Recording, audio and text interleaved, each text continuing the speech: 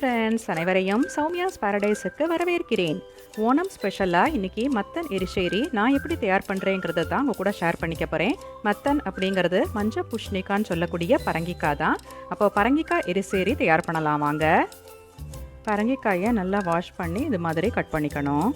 ஒரு உருளியில் நறுக்கி வச்ச பரங்கிக்காய், அதாவது 3½ கப் இருந்தது. அந்த பரங்கிக்காயை போட்டு இதுக்கு வேகிற அளவுக்கு தண்ணி விட்டு 1/4 டீஸ்பூன் மஞ்சத்தூளும் போட்டு நல்லா மிக்ஸ் பண்ணி மூடி போட்டு வேக வைக்கணும்.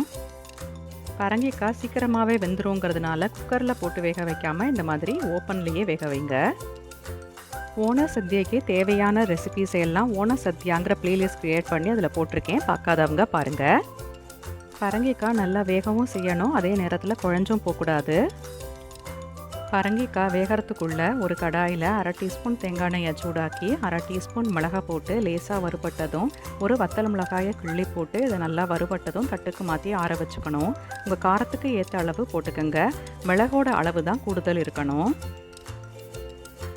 ஒரு மிக்ஸி ஜாரில் வறுத்து ஆற வச்ச மிளகு வத்தல் மிளகாயை போட்டிருக்கேன். அதோட தேவையான அளவு உப்பு, 1 டீஸ்பூன் ஜீரகம், மீடியம் சைஸ் தேங்காயோட ஒரு மூடி தேங்காய் துருவலை போட்டு தண்ணி விடாமல் இந்த மாதிரி கரகரப்பாக அரைச்சிக்கணும்.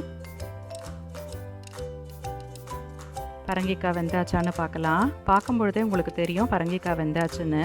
தோலோடு போட்டிருக்கிறதுனால தோல் வெந்திருக்கான்னு மட்டும் செக் பண்ணிக்கணும். இந்த மாதிரி முழுசாக வேகிறதுக்கு வேண்டி தான் இந்த மாதிரி பாத்திரத்தில் வச்சு வேக வைக்கிறோம். பரங்கிக்காயிலேயே கொஞ்சம் இனிப்பு இருக்கும், ஆனாலும் கொஞ்சம் வெல்லம் போடும்பொழுது இந்த மிளகோட காரத்தை பேலன்ஸ் பண்ணணும்னு சொல்லுவாங்க. அதுக்கு தான் வெல்லம் கொஞ்சம் ஆட் பண்ணுறோம்.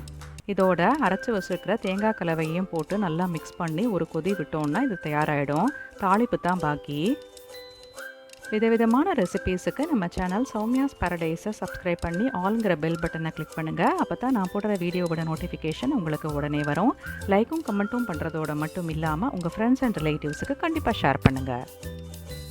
நல்லா கொதிச்சாச்சு. இப்போ அடுப்பை ஆஃப் பண்ணுறேன்.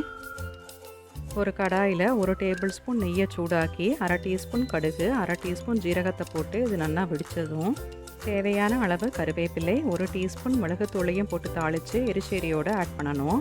மிளகுத்தூளுக்கு பதிலாக மிளகை இடித்து கூட ஆட் பண்ணிக்கலாம். அதே கடாயில் 1 டேபிள் ஸ்பூன் நெய்யை விட்டு சூடாக்கி குவிச்சு அளந்த துருவின 1 கப் தேங்காயை போட்டு நல்லா சவக்க வறுத்து எரிசேரியோடு ஆட் பண்ணணும்.